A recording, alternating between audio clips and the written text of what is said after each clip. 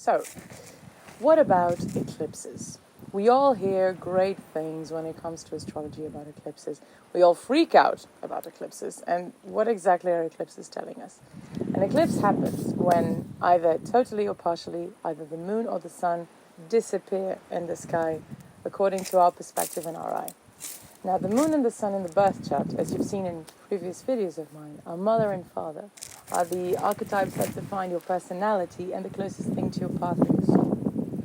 When an eclipse occurs, whether it be the sun or the moon, one of them is hidden, which means that like 50% of the personality that constitutes you fades away and disappears for a moment. And that can be very anguishing, so to say. You feel that you are out of flooring. You feel that the rug has been pulled from underneath you. What to do in eclipses is mainly just stand still and go within. Because by going within, by remaining in that silence, we understand that somehow there is a deep, deep, tiny voice inside that's pointing in some direction. What is the direction for the greater personality of us that's going to bring us to greater things and greater happiness in order to achieve our life's mission? When in a lunar eclipse, they tend to be more emotional. So it's like suddenly you are taken away all the emotions that bring you stability and personality, and you're left with all the emotions that you've never dealt with. So it's like, what the hell is going on? What do I do with all of this? And it's very freaky. So then again, go into silence, see where all these came from, see why these stagnant emotions are still in your body, in your field, so to say, and how can you get rid of them? Why do you want to get rid of them, and how they came up in the first place? How can they be useful to you? What are they trying to tell you? Because sometimes the truth is, if we keep up emotion in our body and in our mind and in our, if we don't express a certain emotion in our lives, it's because we don't know how to deal with it. We think it's bad. We think it's useless. We think it's not good for us. And that is not true. Emotion is the tool of your soul. Emotion just points the way. It's that classical thing that we see, for those of you who have seen The Secret, when they say, well, do you feel good? Well, keep on doing that. Emotions point the way. So is this thing feel bad? Don't go there. This thing feels good? Go there.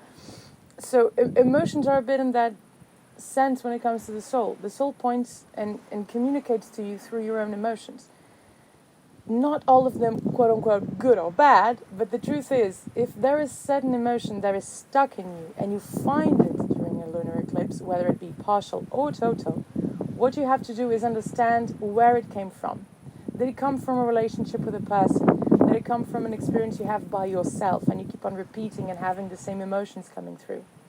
So look at those and understand how they are pointing the directions of your life. Should you be going that way? Should you be around that person? Should you be around those groups? When in a solar eclipse, again, partial or total, it's a bit more hardcore in my astrological perspective. Because emotions are just a gateway, right? Emotions are just tools of your soul to point the way. The personality is exactly who you are. So many of us, because of the rules that we have in our society, tend to exhibit a mask, so to say, of a persona that we have to use in certain environments. We're not the same around our family that we are amongst our partner, our best friends, our just friends, our contacts, our colleagues at work, our boss, the lady of the cafe, of the coffee shop. We have different personas we put on.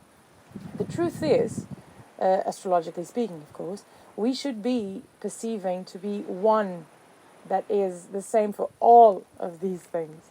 And that is the beautiful part of Aquarius and authenticity.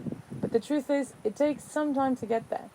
When in a solar eclipse, the magic of it, and the depression of it, to be honest, is that all of that stable thing that you want about yourself fades away, and all that stays is the masks. And suddenly you understand that you cannot live with the masks. Sorry, I just thought I saw a rabbit. You can't live with the masks on, but without the personality. And this is totally and completely unconscious. You can't understand any of it. But if you sit in silence, you understand, I have a tendency to be ultra nice. But I don't have to be ultra nice. Maybe I can just be nice. I'm a nice person, but I don't have to be making an effort to please everybody. That is one mask that you can let go of. When you are in a certain context with someone, maybe you are efforting yourself too much. Maybe you're not saying anything out of being shy, but you're actually a very extroverted person when you are with your friends. So all these masks become very, very, very clear on a solar eclipse, which is the eclipse we just had on the 14th of October 2023. Anytime an eclipse occurs, these situations apply. The trick for me is always to stay silent, go within. Don't be around people too much if you are having a troubled eclipse. Not every eclipse is trouble for everyone. But if it is actually a troubled eclipse, it's better to sit still on your own, do some things that you actually enjoy, make yourself feel comfortable as much as you can, and then do some sort of, letting go practices.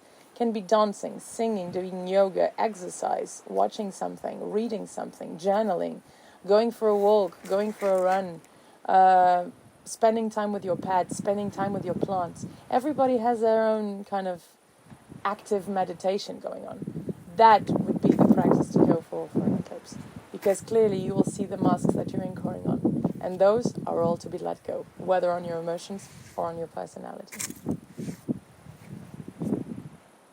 Hello, all you beautiful enlightened people. Welcome to my channel. My name is Joana Leão. I'm a karmic astrologer, and my mission is to help people know themselves best through the beautiful ancient language of astrology, and how amazing it is that we are in Greece today, really drinking energy and drinking the knowledge from these stones, all the wisdom soaked up in, to put on these videos for you.